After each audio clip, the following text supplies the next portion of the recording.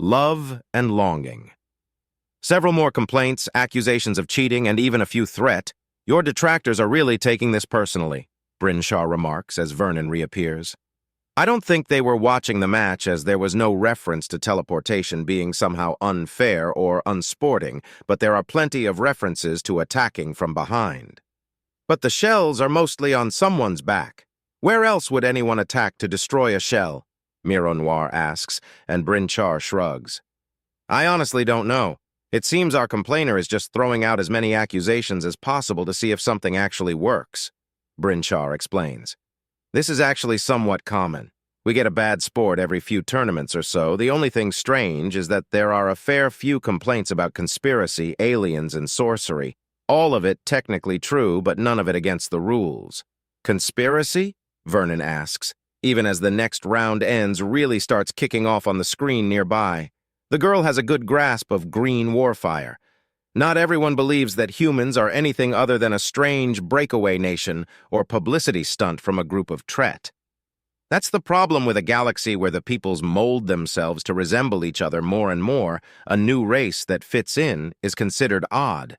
Certainly there are many races still out in the wildest parts of the galaxy, but cruel space, where life goes to die? It does sound strange, but reality can be stranger than any fiction, Vernon remarks as he studies the way the clear frontrunner is using warfire. Then his eyebrows go up as she's unceremoniously taken out by an Apuk who simply parts the flame and moves too fast to be caught as she cuts the straps of the green fire user's armor and uses her shell to brutally attack another opponent, shattering both contestants' shells. The match is quickly wrapped up, and Lori Vryn, the trickster who smashes her foes' shells with the shells of her other foes, is slated to participate in the finals with Vernon.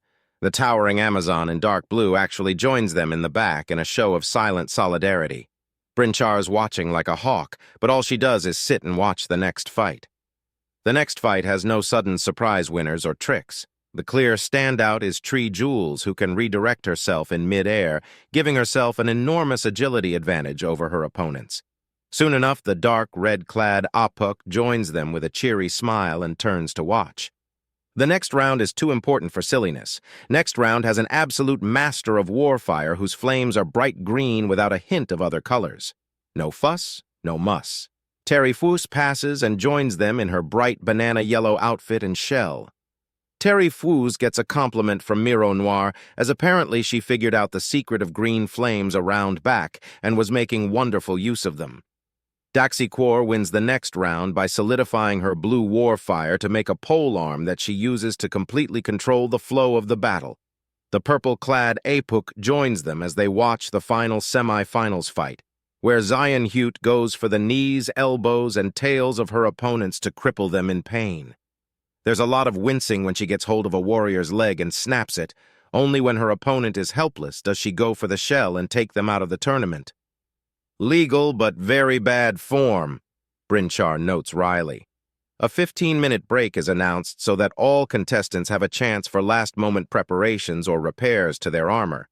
Vernon considers the few cracked discs on his stomach, but decides they won't make a difference. If any of his opponents gets a good enough shot at him to take advantage of the cracked discs, then they've got enough of a shot at him that it won't make a difference where he's hit. Zien Hute stalks into the waiting room and glares at everyone. Vernon returns it, which just seems to infuriate her further, and she stalks out to wait in another room. "What on Serbo is going on between you two?" Tree Jules demands after Zien Hute leaves. "I took out the opponent she was looking forward to beating. Kyla Jass, was it?" Vernon asks. "It was. The girl was confident enough to stand more to the stature of a princess already, but in the third round she was bested by you with that tri-tight sword you conjured," Mironoir notes. "I remembered which she was, but I wasn't sure if I had her name down properly," Vernon replies. "Hopefully she's not taking this too poorly. She just slumped down when I broke her shell. I'm fairly sure she wasn't hurt, but—" Vernon shrugs. "I was a little busy to keep watching her after that. She's all right. I've been keeping a bit of an eye on her after Miss Hute brought her up. She's been watching the tournament with a dejected look, flinching especially hard during each of Miss Hute's rounds." Brinchar answers, and Vernon nods as he considers. "As much as I'd like to help, it wouldn't be wise. There's no telling how she's going to react to things. Is she feeling guilt for not facing down Zienhut? Is she angry that she cannot? What do you think? Vernon asks, and Mironoir sighs before giving him a hug. You're too kind for your own good. Just concentrate on the next round. Don't worry about Miss Jas. She's a warrior and no doubt has a family to help her. You don't need to shoulder the burdens of strangers. Mironoir assures him, and he melts into the hug. If only that bit of Trelline wasn't on me, we'd be giving these girls a bit of a show. Vernon teases, and Mironoir titters. Trelline? What's this about Trelline? Daxiquor asks, and Brinchar clears his throat as the couple cuddle together. There's been attempted sabotage. Fortunately, Mr. Shea is extremely resistant to toxins. He identified it as a familiar taste, which should go quite the distance in explaining just how resistant to poison the man is. Brinchar states, and there's a disgruntled feeling going around the room. Was it? Trijul begins, but lets it fade before finishing the question. Everything is being done anonymous.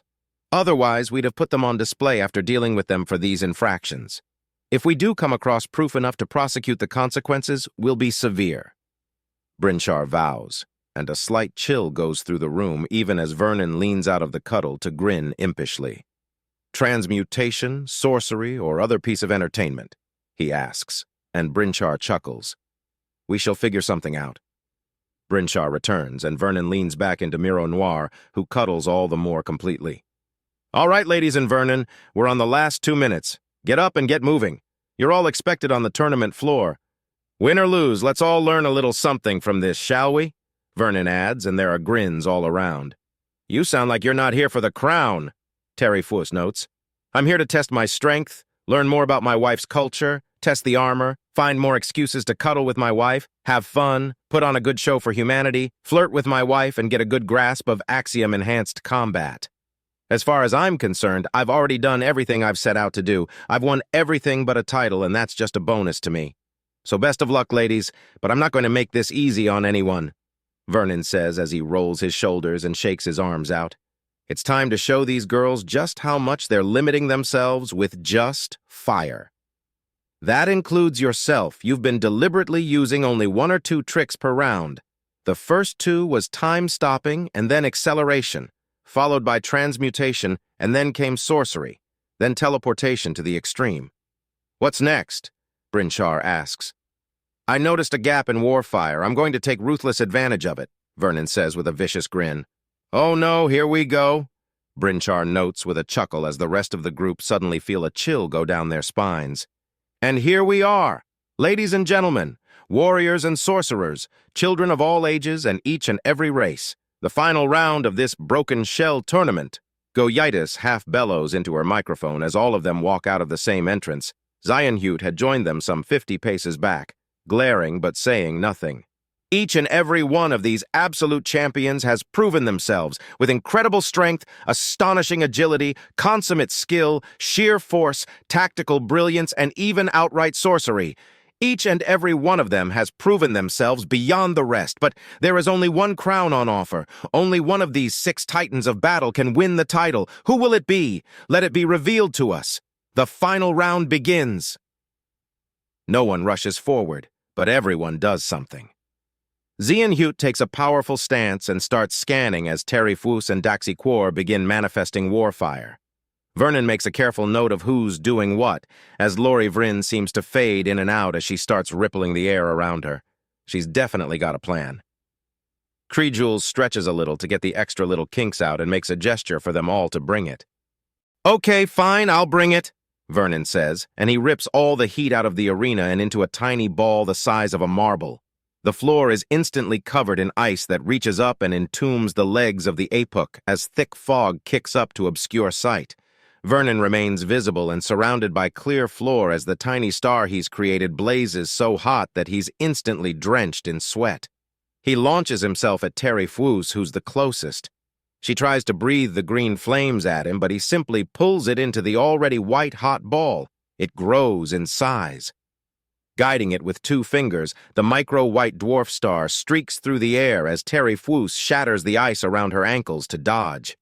She glances to the side and Vernon jumps back to avoid a flying tackle courtesy of Daxi Quor, who turns it into a handstand as she tries to balance on the ice.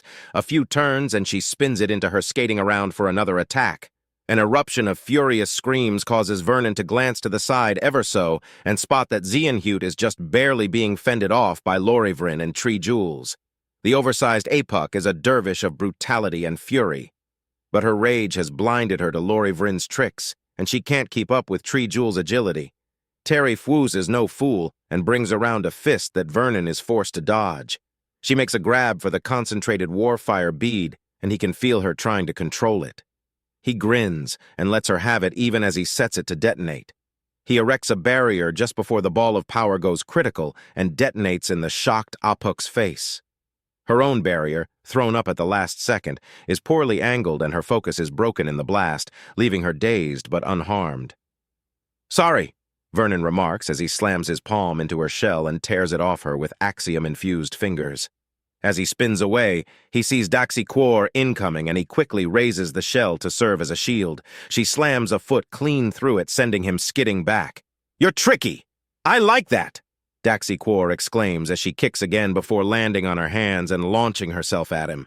Using her own body as a visual block, she gathers fire and then merges it into a massive burning blue glaive that she slams down with all the speed she can muster.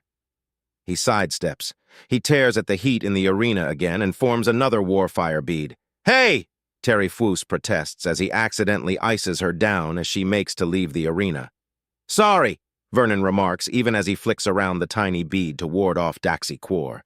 This time he doesn't simply gather what's being offered and feeds it himself as Daxi Quor tries to find a way around him before vanishing in a teleport. But he turns around too fast to be caught off guard, and she avoids the burning bead of power again. Then the bead blurs and she half catches it, half blocks the attack, and skids backwards from the sheer strength of the concentrated warfire.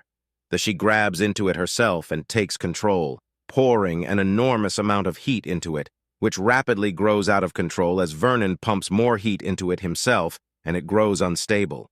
For just a moment she freezes as he got her off guard with that move, so he slams the weapon to the side as it erupts in a directional explosion to the other brawl.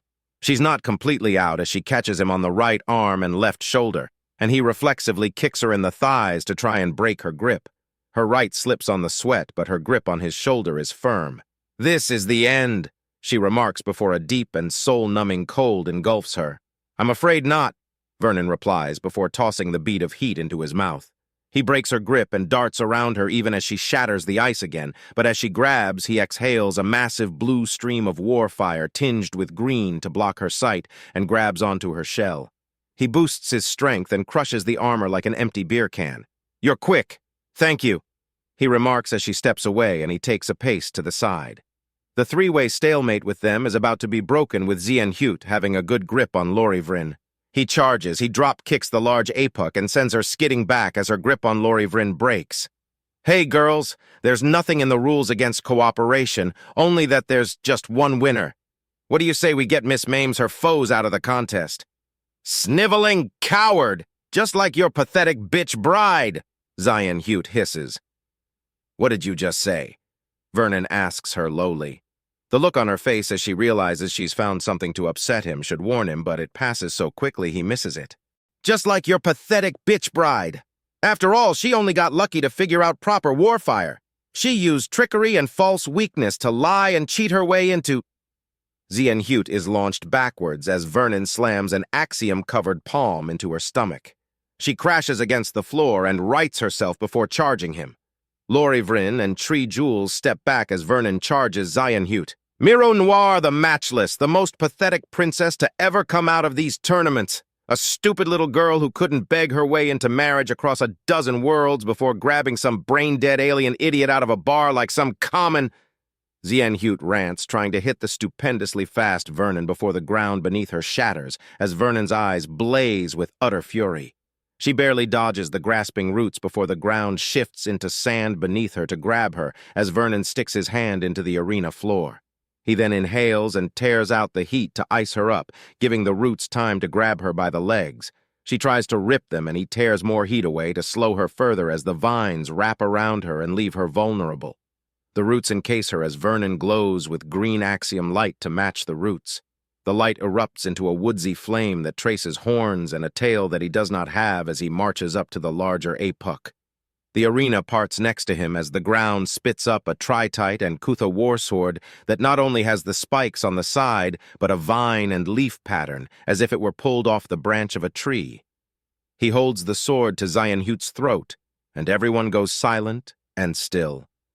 As a reminder, deliberately killing your opponent is not only an automatic forfeiture, but a crime, and no amount of being a man, a sorcerer, an alien, or a soldier will save you from a long, long time in prison. Goyitis remarks, and the sword is pulled away. Vernon steps up to her and glares at the kneeling and restrained APUC. She's so massive that despite being held down in a kneeling position, he still has to look up to match her glare. "You will apologize for what you have said about my wife." He growls up at her. She spits at him and he sidesteps the phlegm launched at him. Then he divides her follow-up flame with his sword until the heat-hungry roots grow over her mouth and hold her utterly still and helpless. He glares at her for a moment, then throws his sword to the ground. "No title is worth soiling myself with your presence. No prize is worth having anything to do with the likes of you."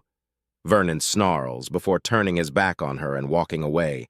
He grabs the links of his armor and tears it apart, links, undershirt, and everything to leave his chest bare. The tritite discs falling to the arena floor ring out loud enough for everyone to hear. Lorivrin and Tree Jewels are openly gaping as he walks out of the arena. The silence is only broken by his footsteps. "Shells and goddesses! Did that really just happen?" Goyitis asks in an awed tone. "Rack and roll!" Shadows of Centris. "They're so cute together," Jenny gushes as the broadcasting of the Olthrax charity ball shows Koa with Nika and Nita just sort of out of sight. Amadi is in the diner she works at to both flirt with her and spy on her. The girl is a dedicated dead drop for numerous conspiracies. More than half the money she gets is from dropping off specific data chips to people who give the right countersigns. All of it in advance. Apparently, she advertises this on a few news websites. It actually worked to bring in business. Didn't expect the big man to sneak his girls in. No doubt there's going to be some kind of interesting story. Amadi notes as he drinks the cup of Siln. It's basically a lukewarm hot chocolate that someone spiked, but only enough to vaguely taste the booze. It's actually pretty good and definitely a favorite off the menu. His communicator goes off to the tune of a shave and a haircut, meaning expect things in English. Amadi. He answers, "Dude, have you seen Vernon on the freaking tournament?" Bob demands so loudly that Amadi holds the advanced phone away from his head before turning it down somewhat. Jenny is now giving this her attention. "I'm in public, and what they've got on the screen is the Olthrax ball. What's going on? Did he do the thing?" Amadi asks in reference to what he and a few of the other nerds had been bothering Vernon to do after helping him master time manipulation. "He did, but holy crap, he just threw the tournament." Bob gushes. "What? Why would he throw the tournament? Wasn't there like 50 things he was going to do in it? What the hell?" One of his opponents pissed him off so bad he broke his armor and walked out rather than fight them any longer.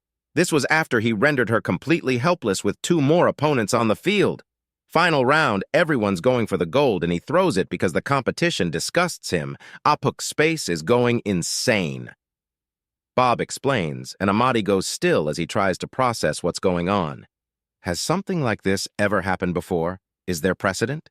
He asks after a bit. We haven't found one outside of a fantasy novel, or hell, even in one. Dude, this is big. Bob gushes in excitement.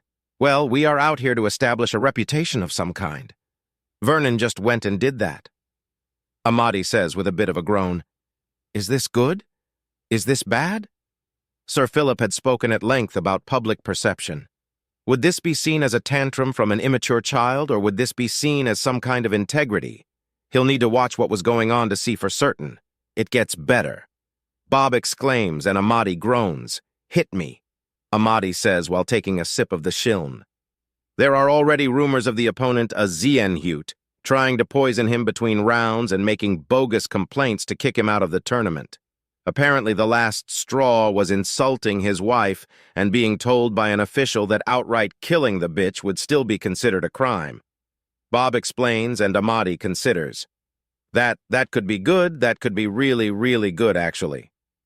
Amadi says, yeah, he lets it slide when she tries to sabotage him or poison him or even death threats. But insult the wife, and he renders her helpless and puts a sword to her throat, gets a warning against killing and demands an apology before dodging spit, then some fire. Then, after he's rendered her completely helpless, he throws down the sword and says not even a title is worth putting up with her before walking out and breaking his amour. The broadcast crashed to commercial and hasn't come back on. Bob explains and Amadi lets out a low whistle. Well, shit, we're going to need to pay a lot of attention because I highly doubt the Apuk are ever going to forget this. Amadi remarks, no kidding, you said you were watching the ball, right? Bob asks, yeah, we're getting a delayed broadcast, so there are some funky gaps. What's going on? Amadi asks and can't help but smile as he notes Jenny greeting another customer in the diner. A quick little tally mark with a marker on a bit of paper in his sleeve as she passes a chip. Attempted and failed interruptions. The Admiral is diffusing all of them, and eventually Lady Cock went off in a huff. Bob answers, and Amadi snorts. That feathery idiot is about as subtle as a brick to the face. He notes even as he jots down some of the details of the person receiving the drop. From what he'd been able to scrounge, this is one of the blackened tips. The fact that the Pavoris has the tips of her head crest feathers stained black is the giveaway. A bunch of assassins who kill for righteousness, it would actually be something of use to the Dauntless if only the idiots didn't judge righteousness on who was or was not fashionable. As it stands, they're just a bunch of murderous idiots, one who's giving him a rather harsh look. I think I may be in some trouble. A member of the blackened tips is giving me the stink eye. Amadi explains as the Pavoris gets up and starts walking towards him. Which ones are those again? Bob asks. The murderous fashion police. Hang on, I think I'm about to get in a fight. Amadi replies as he pulls the phone away. May I help you, madam? He asks, and the cultist grabs him by the chin and examines him. Are you one of those so-called humans or a tret? The cultist asks, and Amadi raises an eyebrow. Why? He asks, and she sniffs deeply of the air. Because you appear to be in season, and no doubt whatever silly little girl you're tied to is not keeping you satisfied if you still reek of hormones. She notes, and there's an upset huff from Jenny. You? Dear goodness, one would expect a rabbi's to be able to satisfy a single man with how often you little things run in warrens, packs, herds, harlots? Yes, that's it, a harlot of rabbis. The Pavoris remarks, and Amadi sighs. Is something the matter? Just the shocking lack of manners? Amadi notes as he starts messing with the local axiom to have illusions cover up the fact that he's grabbing his drink and climbing over the seat to get out of harm's way. Just in case the sass backfires. Oh, lacking manners, am I? She asks, and her hand snaps out to grab the illusion, passing through it instantly. A what? She asks, and Amadi sighs at just how quickly he's been caught.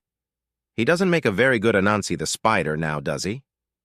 Madam, you're a Pavoris and I'm being sassy. Those tail feathers do double duty as blades and I know it. You think I'd cut you? I do not know you, madam. Assumptions are unwise. Amadi answers through his illusion even as he gets up from the next table over and takes a few steps to be beside Jenny. Don't react, I'm right beside you.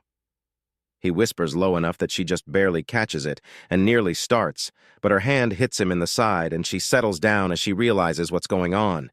She then grabs his ass and gives it a firm squeeze. The illusion of Amadi flickers away as he yelps in surprise. Did you have to choose exactly then to give my ass a squeeze? He demands crossly as Jenny breaks down into laughter. The cultist giggles in response to the interplay. If that weapon I'm spotting is anything to go by, you're a human, meaning eternal heat, are you not? Yes, I'm human. Why, though? Is it true that your race is perpetually in heat? She asks, rolling the R sounds to get a purring sensation out. No. Amadi begins to see her face fall. My kind has no heat cycle, merely puberty and impotence. He remarks, and her eyes widen, and he can see the churning of her thoughts. And that is time for me to go. See you soon, Jenny, he says, slapping the rabbis on the ass in a turn around as he bends the colors around him to become little more than a distortion in the air. Oh, no, you don't, the Pavora says, grabbing him by the arm as Jenny does the same. My! It seems my man is feeling frisky. Mind following us into the back so we can wear him down a little? Jenny asks, and the freaking peacock harpy smiles wide with an eager nod. I'm fairly sure I should get a say in this, Amadi notes as he drinks what's left of his siln.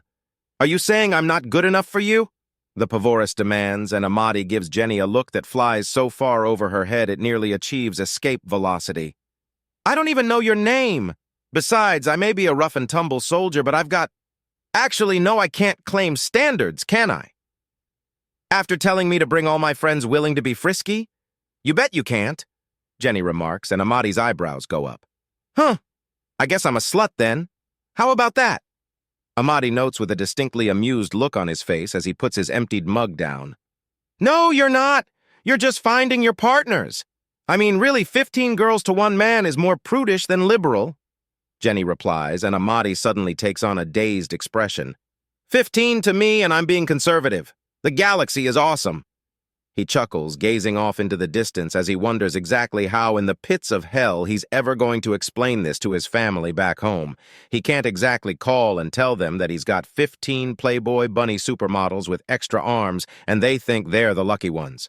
Not without his cousin bursting a vein or two. Does he do that often? The Pavorus asks. Every now and then. Usually when he's considering how different things are in cruel space. Jenny answers. Oh? She presses with a smile. Usually about how his family will never believe it. There was a rant on how lucky he was. Jenny starts listing off, holding up one hand then another. I may have my mind on the other side of the galaxy, but that doesn't mean my ears have stopped working, Amadi remarks before Jenny can continue. If you're still with us, why are you hesitating? I can tell you want it, she says, crossing her arm wings and hefting up her substantial bosom. Covered in feathers or not, the massively ripe breasts catch his attention. You haven't even introduced yourself. Slut or not, I got at least an introduction and a recommendation for all of Jenny's friends and family. I've had neither from or of you. He continues, and she pauses. This is Madame Abigail Tycanped, a distant relation to the Speaker of the Council and Senior Secretary of the Traffic Wardens. Those that want to get out of their fees have to get past her first, Jenny announces. And Abigail fluffs herself up, bringing her large breasts to even greater prominence. Well, I suppose sweet-talking my way out of an oncoming speeding ticket is a decent way to spend my time. Amadi chuckles. I am Amadi Nenge Adegoke. I'm an African man of the western part of the continent. I'd explain more, but much would fly over your head. But needless to say, there is a storied history to my people, as there is no doubt for yours as well. I am a soldier and a scholar, part of the Nerd Squad, a group of unofficial Axiom researchers and the first group of human Axiom researchers, official or otherwise. I see. Then perhaps we could all get better acquainted in the break room in the back, Abigail asks, and Amadi follows cultural norms and glances towards Jenny. Come on, you two. I need a bit of an itch scratching, but it won't be enough for Mr. Never in Heat because it's always mating season. But it is, though. Amadi fake protests as he lets Jenny lead him and Abigail into the back. The mild alien coffee, followed by an adventurous encounter with a reserved bird woman, he found intriguing.